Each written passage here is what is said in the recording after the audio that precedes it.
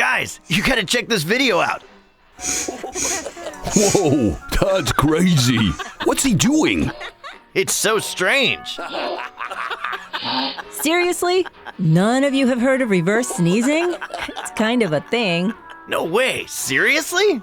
Yeah, my sister does it sometimes, but it's usually not a big deal.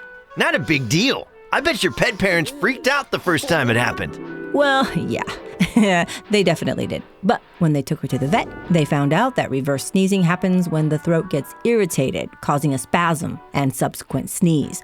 It's completely harmless, but still a good idea to have it checked out.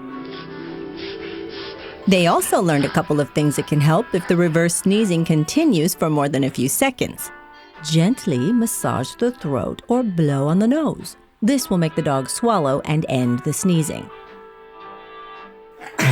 Whoa, wait a second. That one's different. That's not a reverse sneeze. That's a cough. Oh yeah, I had a cough once, and people were pretty concerned. Coughs can be serious and should be checked out by a vet as soon as possible.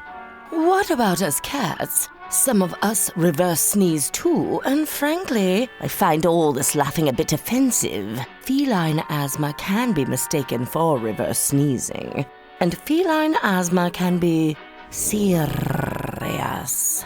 You're probably right. Guess the lesson here is that our pet parents shouldn't be overly concerned about reverse sneezing, but to definitely call the vet if it's a cough. And for cats, always call the vet. Okay, enough serious stuff. Have you guys seen that cat who plays a piano?